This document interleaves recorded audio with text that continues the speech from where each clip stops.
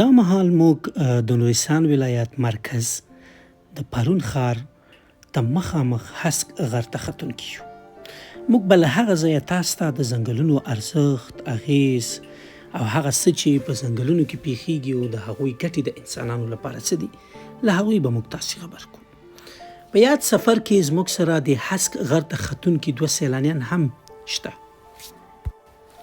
په دغه طبیعي ښکلا کې راڅرخېدونکې ټولې هغه پیښې چې موږ لیدلې دي هغوی به تاسو ته در وښیو او موږ ډېر زیات خوښ یو چې په دې سفر کې تاسې زموږ سره مل یاست. تاسې د نښترو ونې په لاره کې چمنونه او نرۍ اوږدې لارې ګورئ.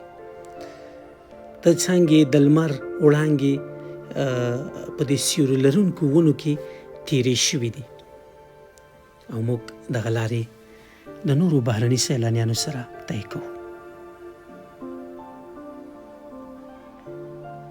د نورستان ولایت خورا پراخ ځنګلونه لري. 4 طرفه غرونه یې په ونو پټ دي. ستونزمنې لارې تل خوښ پای لري او موږ ډېر خوشحاله یو چې په دغه لارو باندې تلونکي یو او خپلو موخو ته ځو.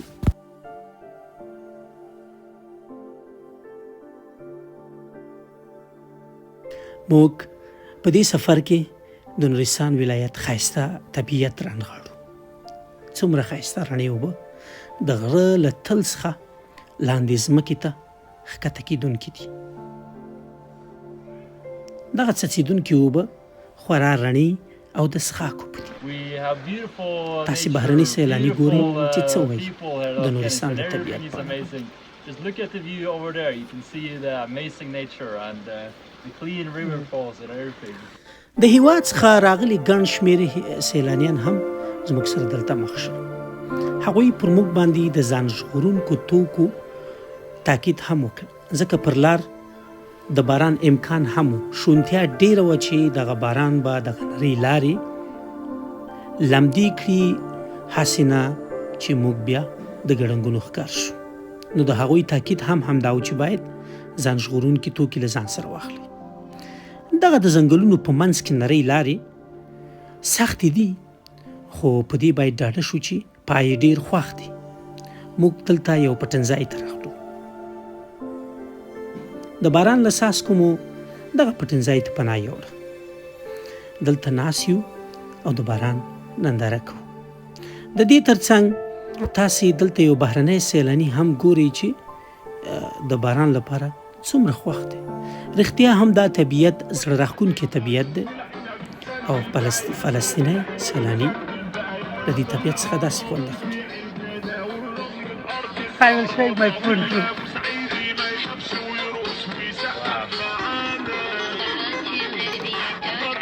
له بارانه پټ دغه پټنځای کې ناست یو، خو لا هم موږ له دې طبیعت څخه خوند اخلو. دا مهال د سختې ګرمۍ موسم دی، خو نورستان خورا یخ ولایت دی. دغه نرۍ لارې او ترڅنګ یې دغه د نښترو هسکې ونې زموږ طبیعت نور هم را جوړ کړی دی او موږ ډېر زیات خوشحاله یو. زموږ هر قدم د خوښۍ قدم دی. موږ غواړو چې په دغه لارو کې پرتې او هسکې رڼې پیښې تاسو ته در وښیو. د نښترو پرې کول ډېر بد حالت دی. دا یوه تراژیدي ده. په ټوله کې د هیوادوالو سره یو ستره جفا او ظلم دی.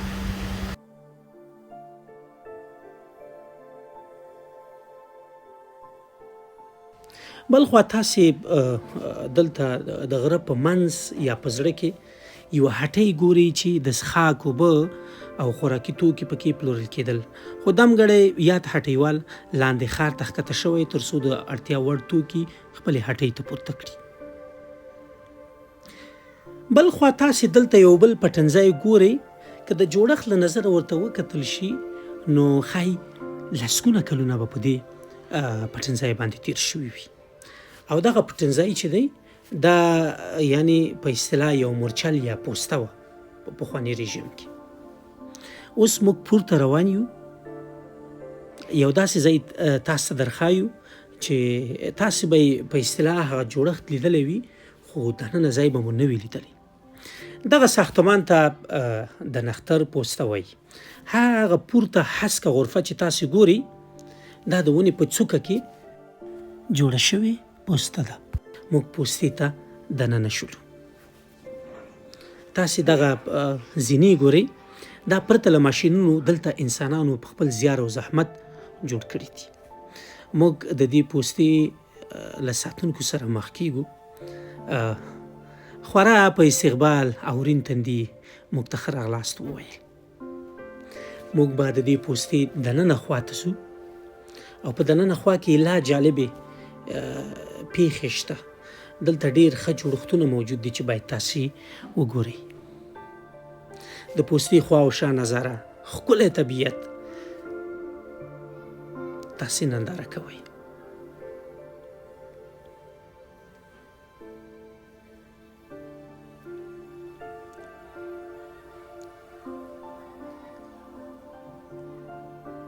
ترڅنګ موږ غواړو چې د دې پوستې لا دننې برخې ته ننوځو. په لومړیو کې به تاسو ته د پخواني رژیم څخه راپاتې دغه پخلنځی تاسو ته وښیو. تاسې وګورئ چې په دې پخلنځي کابو 3 کلونه تیر شوي دي او هغه لوښي پخواني رژیم څخه راپاتې لوښي دي. دا یې نغری دی. په پخلنځي کې دننه د پورته د لمر وړانګو څړیکو تیارو ته ډېرې تیرې لارې کړي دي.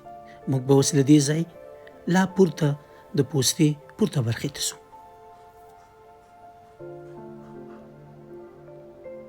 دا د پوستې پورته برخه ده او هغه ونه چې پر څوکه یې پوره پوسته راځړېدلې ده، د هغې ننداره به کوو.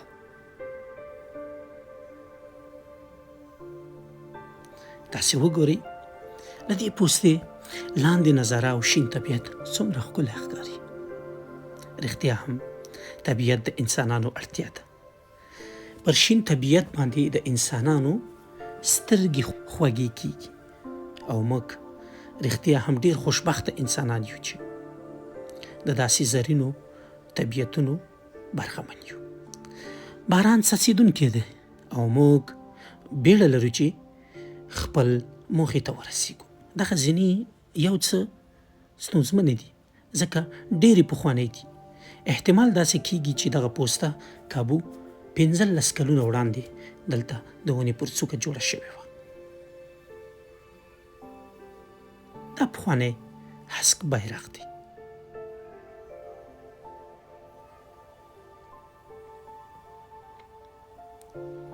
زموږ هدف دا دی چې موږ باید نور له یادې پوستې ووځو او د یاد ځنګله هغه برخو ته لاړ شو چې رښتیا هم د لیدلو وړ وي.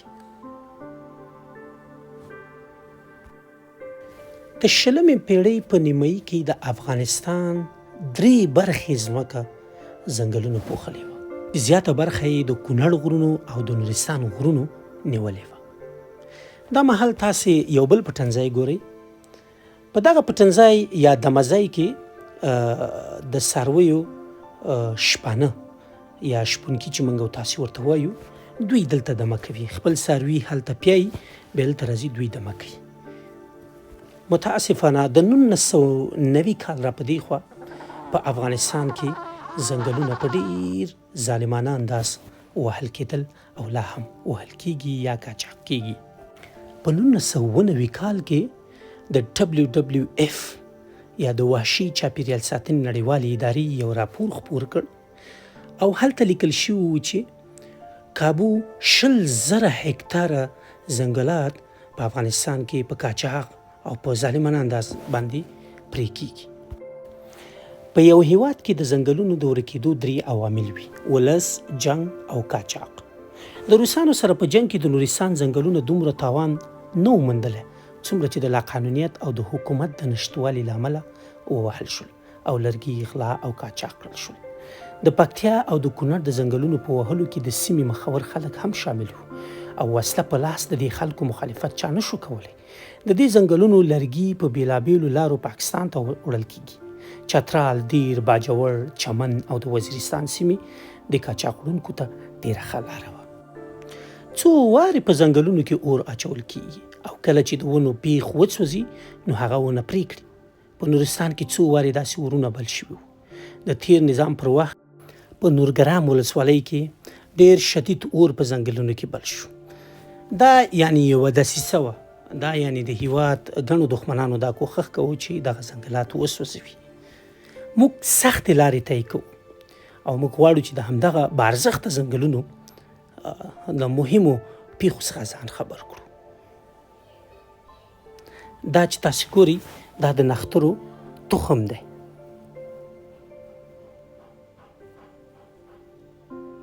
په یاد ولرئ چې په دغه غرونو کې شنه شنه چمنونه، هسکې ونې او هغه څه نور موارد موږ ولیدل چې په واقعي ډول باندې زړه راښکونکي وو زموږ لپاره.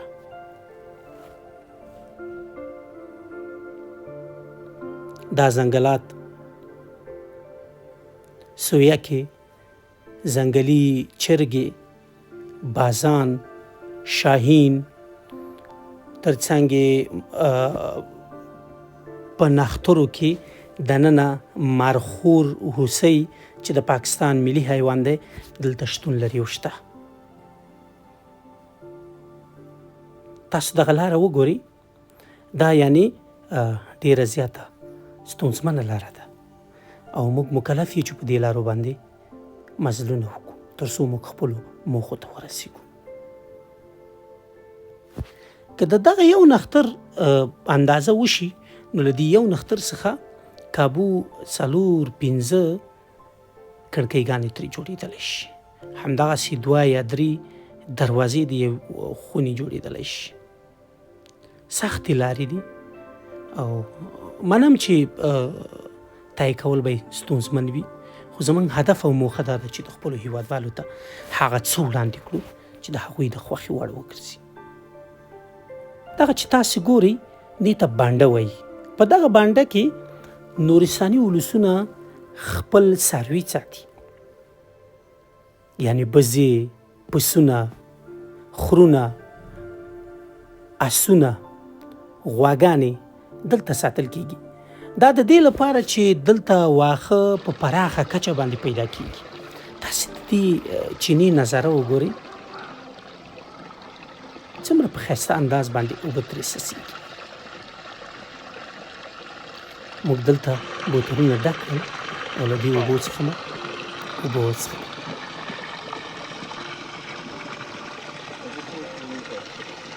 پاکې سوچه اوبه دي. دغه نظاره وګورئ. دا څومره یو ښکلی طبیعت دی. افغانستان له داسې طبیعتونو پوره مالامال دی.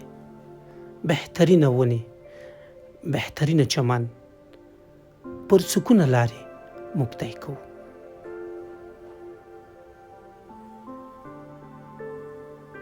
اسمان شین شو او فضا لا رڼا شوه. تاسې دغه ځای ګورئ. دا ډېر زیات جالبه ځای و او زما لپاره خو بیخي جالبه و ځکه دلته د بارانونو شونتیا بیخي ډېره وه.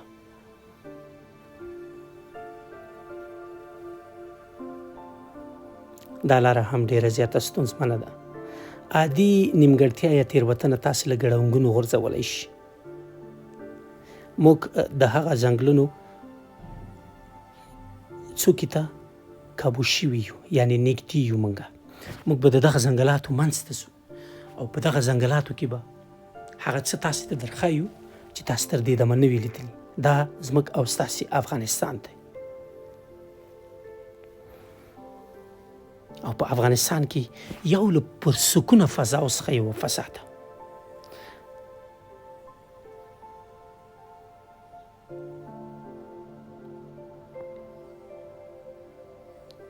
دغه ونه چې تاسې ګورئ دا د افغانستان دښمنانو او ترڅنګ یې هغه اشخاص چې متعصبه دي هغوی سوځولې ده تر څو پرې یې کړي.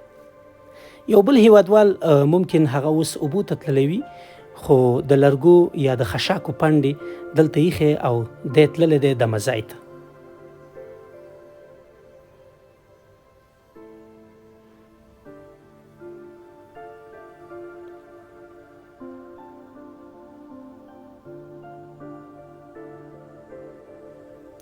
ورېځې بیا په تیزېدو شدت سره د اسمان لاندې برخه ونیوله او موږ په خیر سره خپل هدف ته نږدې کیدونکي یو. څومره چې بره ځو هومره د طبیعت ښکلاوې را برسېره کیږي او موږ به تاسو ته هغه څه دلته وړاندې کوو چې ستاسې د خوښې وړ وګرځي. دلته د سون توکي بیخي ډېر دي. له ځنګلاتو څخه زموږ او ستاسې ګټې بیخي ډېرې دي. د نښترو ګڼ ځنګلونه په طبیعت کې د ایکو سیستم جوړوي او د ایکو سیستم چې دا په حقیقت کې د هوا ککړتیا فلټر کوي او طبیعت لا روښانه کوي. تاسې دغه د نښترو ګڼ ځنګلونه ګورئ، څومره بهترینه او پرسکونه، څومره پاکه، له هر ډول ګندګۍ سوچه فضا ده. پورته بانډه هم ګورئ، دلته هم څاروي ساتل کیږي او د دې بانډې ترڅنګ واړه یا کوچني کروندې هم جوړې شوي دي. دغه ځنګلونه چې تاسې ګورئ د نورستان ځنګلونه دي. د افغانستان خورا مهم تجارتي او اقتصادي ځنګلونه ګڼل کیږي. د دغو ځنګلونو ټولنیز پراخوالی 3,15,500 جریبو ته رسیده او د صنعتي لرګیو اندازه یې له 1990 کال څخه مخکې 25 میلیونه مکعب متره وه. د 1383 کال د څېړنې له مخې د دغو ځنګلونو د لرګیو تولیدي قدرت نږدې 880,000 مکعب متره تجارتي لرګي وو. د کونړ یا د نورستان ځنګلونه د ترکیب له پلوه د ډول ډول ونو درلودونکي دي چې خورا مهمې پاڼریزې ونې لکه غوزان، ریمه، پنجه، چنار او د فندق ونې وي. پلنپاڼې یا تل شنې ونې لکه د څېړیو ونې، ستنپاڼې تل شنې ونې لکه لمنځه، بیجوړ، سرب، نښتر، ارچه او نور. یو د نورستان دغه ګڼ ځنګلونه وحشي زیتون هم لري. تاسې دغه ګڼوالی د نښترو ګورئ چې خورا زړه راښکونکی دی. دې کې دننه که مبالغه وشي نو حتی لمر هم نشي ننوتلی، دومره ګڼې او پراخه او هسکې ونې. موږ په خیر سره لا ډېر زیات نږدې یو چې د خپل ګران هیواد یو له بهترینه او شین طبیعت لرونکي فضا ته ځان ورسوو. دا دی تاسې دغه ښایسته په ځنګله کې دننه کوټې ګورئ چې خپلو هیوادوالو د خپل ځان د سکون او د هوساینې لپاره جوړ کړي دي.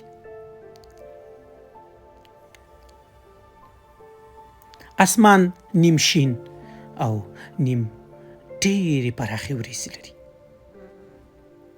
موږ د یو نښتر تر خوا یو او دا نښتر کابو د ځایي اوسېدونکو له نظره 150 کاله وړاندې دلته غورځېدلی دی او د هر نښتر عمر کابو 1000 کلونو ته رسیږي. موږ د یاد غره څوکې ته ورسېدلو او په څوکه کې به تاسې هغه شنې نظارې وګورئ چې په رښتیا هم زړه راښکونکي دي. دغه طبیعت وګورئ، دغه شین چمنونه وګورئ. په دغه شنو چمنونو کې د بازانو، د بلبلانو، د زرکانو اوازونه وګورئ. ډېر بهترین او پرسکونه ځای دی. دلته ځایي اوسېدونکو هوټلونه جوړ کړي تر څو سیلانیانو ته لا اسانتیاوې رامنځته کړي.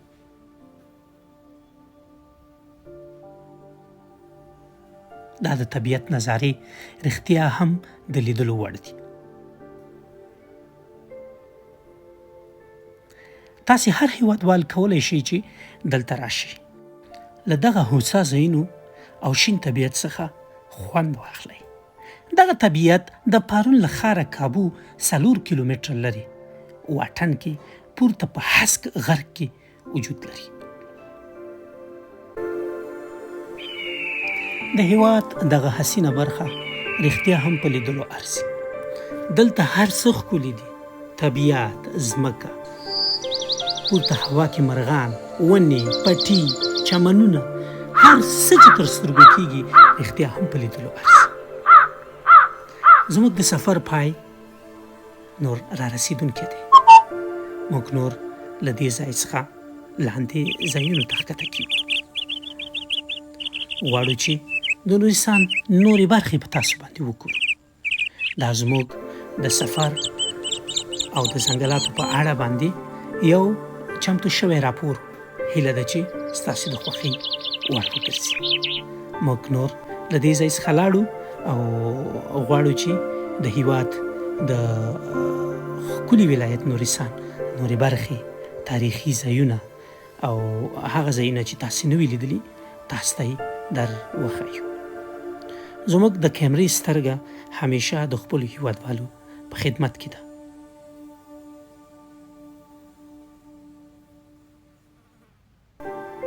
تر بیا ښې چارې کور مو ودان چې زموږ وینځرونه